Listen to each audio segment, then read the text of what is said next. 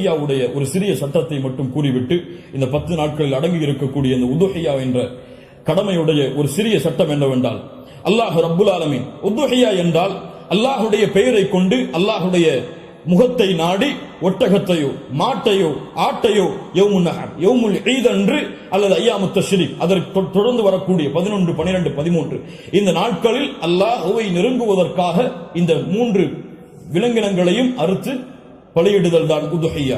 அல்லாஹ் ரப்புல் ஆலமீன் கூறுகிறான், இன்னா அத்தய்னாக அல் கௌசர். அல்லாஹ் ரப்புல் ஆலமீன் நபியே கௌசர் என்ற தடாகத்தை உமக்கு வழங்குகிறான். அதனால் ஃபஸல்லி லிரப்பிக வன்ஹர், அல்லாஹ்வை தொழு, அல்லாஹ்விற்கு அறுத்து பலியிடுங்கள். வன்ஹர் வஸ்பஹ், அல்லாஹ்விற்கு அறுத்து பலியிடுங்கள் என்று அல்லாஹ் ரப்புல் ஆலமீன் கட்டளையிடுகிறான்.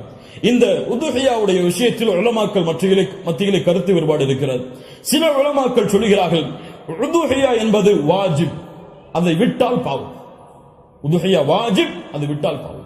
ஆனால் ஜும்ஹூர் அஹ்லுல் இல்ம் உலமாக்களுடைய ஒட்டுமொத்த கூட்டத்துடைய கருத்து என்னவென்றால், பெரும்பான்மையான உலமாக்களுடைய கூட்டத்துடைய கருத்து என்னவென்றால், உதுஹியா சுன்னah, விட்டால் மக்ரூஹ், விட்டால் வெறுக்கத்தக்கது. அல்லாஹ்வுடைய தூதர் தங்களுடைய இறுதி 10 ஆண்டுகளில் ஒருபோதும் உதுஹியாவை தாங்கள் கரத்தால் அறுப்பதை விடவில்லை.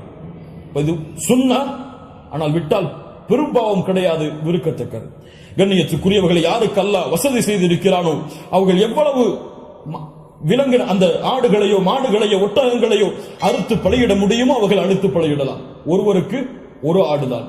ஒரு மாட்டை ஒருவர் முழுவதாக அறுப்பதற்கு அவருக்கு செல்வம் இருந்தால், வசதி இருந்தால் அறுக்கலாம். அல்லது அந்த மாட்டை 7 பேர் பங்கு கொள்ளலாம். ஒட்டகமாக இருந்தால் அவர்களும் அதில் 7 பேர் பங்கு கொள்ளலாம். இப்படி ஒரு ஆட்டை ஒருவர், மாடை 7 பங்காக வைக்கலாம், ஒட்டகத்தை 7 பங்காக வைக்கலாம். அல்லது ஒட்டகம் முழுவதையும் ஒருவர் கொடுக்கலாம், மாடு முழுவதையும் ஒருவர் கொடுக்கலாம். 2 ஆடுகள் 3 ஆடுகள் என்று ஏழைகளுடைய கஷ்டங்களை நீக்க அல்லாஹ்வுடைய முகத்தை நாடுபவர்கள் எவ்வளவு அல்லாஹ் அவர்களுக்கு செல்வத்தை விசாலப்படுத்தி இருக்கிறாரோ அவ்வளவு அவர்களும் விசாலப்படுத்தலாம். அந்த விலங்கினங்களுடைய சட்டம் என்ன? ஆடாக இருந்தால் 1 வருடம் பூர்த்தியாக இருக்க வேண்டும், 2வது வருடத்தில் நுழைந்திருக்க வேண்டும்.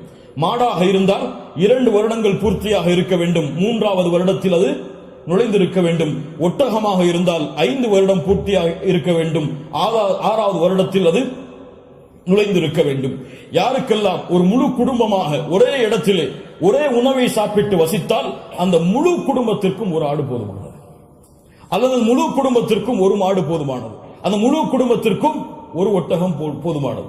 ஒரு குடும்பம் மொத்தமாக ஒரே இடத்திலே ஒரே உணவை சாப்பிட்டு இருந்தால், தனித்தனியாக வேறு வேறு உணவுகளை வைத்திருந்தால் அவர்கள் தனித்தனியாக உதுஹியாவை அவர்கள் கொடுக்க வேண்டும். கண்ணியத்துக்குரியவர்கள், இந்த முறையில் இந்த வணக்க வழிபாட்டை செய்வதற்கு அல்லாஹ் எமக்கு உதவி செய்வானாக. லை யனாலல்லாஹு லுஹுமுஹா வலா திமாஉஹா, இதனுடைய மாமிசங்களோ இரத்தங்களோ அல்லாஹ்வை சென்றடைவதல்ல. வலாக்கின் யனாலுஹு தக்வா மின்கும், உங்களுடைய உள்ளத்தில் இருக்கக்கூடிய தக்குவாதான் அல்லாஹ்விடத்தில் சென்றடைகிறது. கண்ணியத்துக்குரியவர்கள், நபி இப்ராஹிம் அலைஹிஸ்ஸலாம், இஸ்மாயில் அலைஹிஸ்ஸலாம் அவருடைய தியாகத்தை நினைவு கூறும் பொருட்டு இப்ராஹிம் அலைஹிஸ்ஸலாம் தன்னுடைய மகனை அல்லாஹ் அறுக்க கட்டளையிட்ட போது, நான் அறுக்க தயாராகிறேன் என்று இப்ராஹிம் அலைஹிஸ்ஸலாம் அல்லாஹ்விற்காக தன்னுடைய அல்லாஹ்வுடைய கட்டளையை ஏற்க துணிந்ததை போன்று, யா அல்லாஹ் நீ கூறினால் எதையும் செய்வதற்கு நான் தயார் என்ற தன்மையை வெளிப்படுத்துவதற்கு தான் இந்த யௌமுன் நஹர் யௌமுல் ஈதுடைய தினத்தில் ஆடுகளையோ மாடுகளையோ ஒட்டகங்களையோ அறுக்கக்கூடிய கட்டளை அல்லாஹ் கொடுத்திருக்கிறார். இது ஒரு சடங்காகவோ சம்பிரதாயமாகவோ இல்லாமல் அல்லாஹ்விற்காக செய்யப்படக்கூடிய வணக்க வழிபாடாக எண்ணி இன்று நியத்து வையுங்கள். அல்லாஹ் எனக்கு கொடுத்த செல்வத்தின் அடிப்படையில் இன்ஷா அல்லாஹ் இதை நான் விசாலப்படுத்துவேன். என்னால் எவ்வளவு முடியுமோ அவ்வளவு அல்லாஹ்வுடைய பாதையில் அறுத்து பலியிட்டு ஏழைகளுக்கும் நானும் அதிலிருந்து உண்பேன். கண்ணியத்துக்குரியவர்களை, சிறந்தது என்னவென்றால் நாம் வாழக்கூடிய இடங்களில் அறுத்து பலியிடுதல் தான் சிறந்தது. நாம் வாழாத ஊர்களில் அறுத்து பலியிடுதல் சிறந்தது கிடையாது, உலமாக்களுடைய குர்ஆன் சுன்னாவுடைய ஆதாரங்களின் அடிப்படையில். அதனால் நாம் அறுத்து முழுவதுமாக நாம எடுத்துக்கொள்ளலாம், அல்லது ஏழைகளுக்கு முழுவதுமாக கொடுக்கலாம், உறவினர்களுக்கு முழுவதுமாக கொடுக்கலாம். இதில் ஹதீஸ் அடிப்படையில் தெளிவான ஆதாரங்கள் எவ்வளவு பங்குகளை வைக்க வேண்டும் என்பதற்கு கிடையாது. ஆனால் 3 பங்காக வைத்து கொடுக்கப்பட வேண்டும் என்பது ஹதீஸ் கலையிலே ஹதீஸிலிருந்து இஜ்திஹாத் அதை ஆய்வு செய்து முடிவெடுத்த உலமாக்கள் இப்னு கய்யிம் போன்றவர்கள் 3 பங்காக அதை வைத்து பங்கிட வேண்டும் என்று விளக்கம் சொல்கிறார்கள். இன்ஷா அல்லாஹ் அதுவும் சிறந்ததுதான். ஒரு பங்கு எமக்கு, இன்னொரு பங்கு உறவினர்களுக்கு, இன்னொரு பங்கு ஏழைகளுக்கும் கொடுத்து உதவலாம். அல்லது பங்குகள் முழுவதுமாக ஏழைகளுக்கும் கொடுக்கலாம். அதிலிருந்து நாமும் முழுவதுமாக சாப்பிடலாம். இதில் எந்த தவறும் கிடையாது. அல்லாஹ் ரப்புல் ஆலமீன் இன்னும் விளக்கங்கள் உங்களுக்கு தேவை இருந்தால் உலமாக்களை அணுகி அதை கேட்டுக்கொள்ளுங்கள்.